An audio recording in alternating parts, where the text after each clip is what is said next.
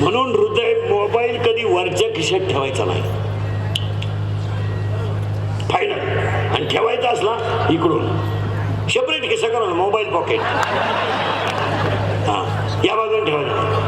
पॅन्टच्या खिशात मोबाईल ठेवायचा नाही, ठेवला तर पुढच्या बाजूने ठेवायचा नाही. मोबाईल पाठीमागे ठेवायचा म्हणजे रेंजचा प्रॉब्लेम येत नाही. मग आता मला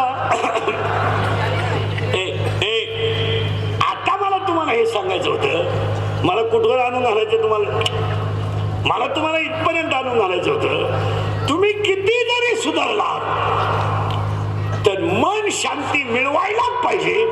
आणि त्यासाठी या स्वामींनी आयोजित केलेल्या कार्यक्रमात खैरे साहेबांच्या अभिष्टचिंतनाला पहिला संकल्प, एक वृद्धाश्रम ही कल्पना नको.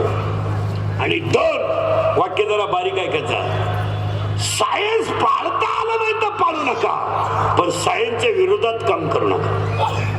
सायन्स इज ए सायन्स, तिथे डोकं नाही लावायचं.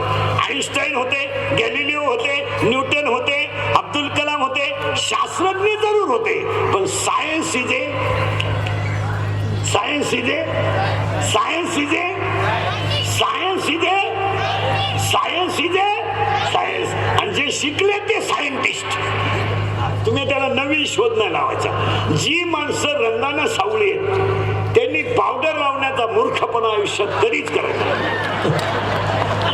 कधीच नाही.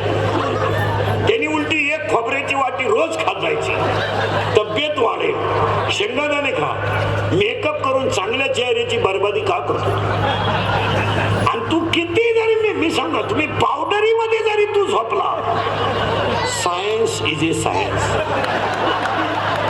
सावळा तो सावळाच. तुम्ही पहा, लग्नात गेलेली सगळी माणसं कुणाकडे पाहतात? मंगलाष्टक चालू असताना नवरीकडे. कारण सगळ्यात मेकअप केलेला प्राणी कोणता लग्नात? मेकअप. काय करील इथल्या फटीत जमकी भरते दोन्ही भवळींच्या मध्ये, आणि भुवईला वर सेपरेट कलर देते आणि तळपायाला मेहंदी सोडते. गुरुवारी लग्न झालं, शुक्रवारी नवरी गेली, सोमवारी नवरी आली. ज्याचं लग्न गुरुवारी झालं तो स्टँडवरच होता. नवरी येते म्हणून पाहिला. नवरी एसटीतून उतरली, त्यानं पाहिली. तो 5 मिनिटं तिच्याकडे पाहत होता.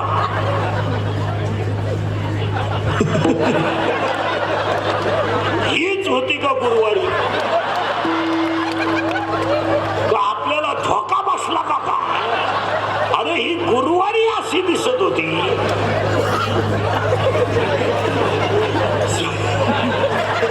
सोमवारी अशी दिसती. टेन्शन आलं त्याला, क्वार्टर पिऊनच घरी आला. आता त्यानं ती नवरी कोणत्या रंगाने पाहिली होती? बस बाह्य रंगाने. म्हणून पाया पडून सांगतो आजच्या कीर्तनातलं दुसरं वाक्य, बाह्य रंग धोका देईल पण अंतररंग कल्याण करेल.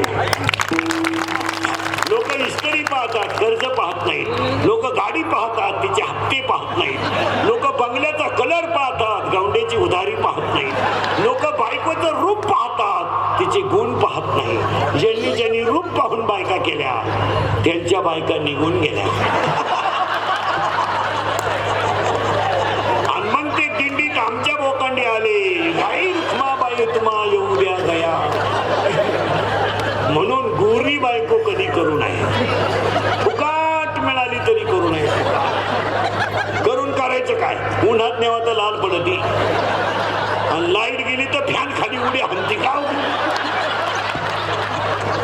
बायको सावली पाहिजे, भांडे घासायला चालते, कपडे धुवायला चालते. माझं कीर्तन ऐकून गेलेल्या माणसाला 2-4 दिवस सुधरत नाही. काही बधीर होतो तो, बधीर. एकटाच हसतो घरी गेलो. आपला मुद्दा चाललाय, तुम्ही बाहेरून सुधरू नका, आतून सुधरा. हा शब्द चालला. वर काय जग सुधारलं? आतली चड्डी नाही, काही 6,000चा मोबाईल आहे हातात, अंडरपॅन्ट नाही, चैन उघडी ना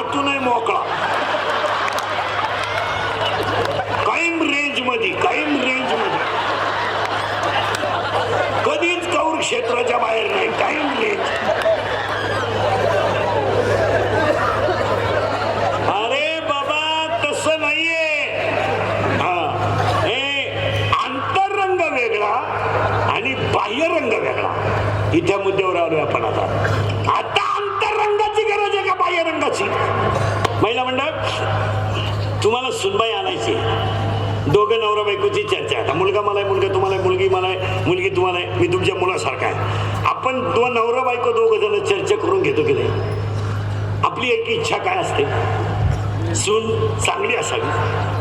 म्हणजे तिनं फक्त एकच करावं, माझा मुलगा सुखी ठेवावा आणि आपल्या घरात योग्य वागणूक, आपल्या घरातली तत्व पाळावी.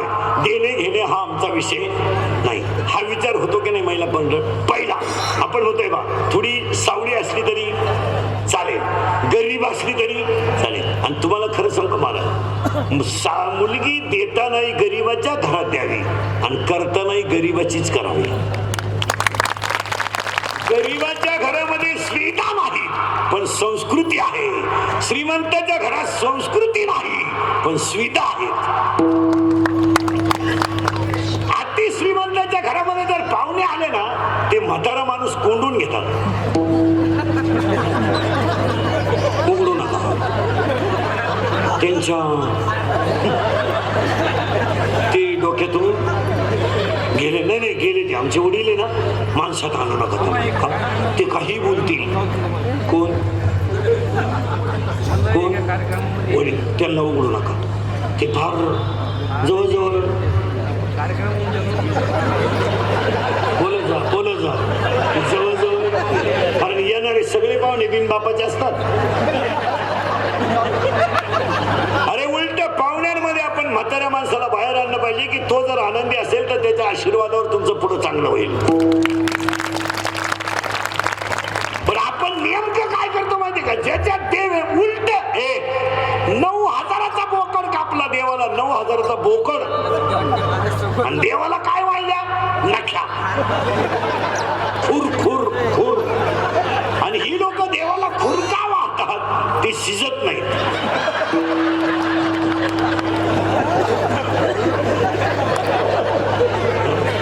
ते जर शिजले ना, ते वासावच मिळाला. चला पुढे.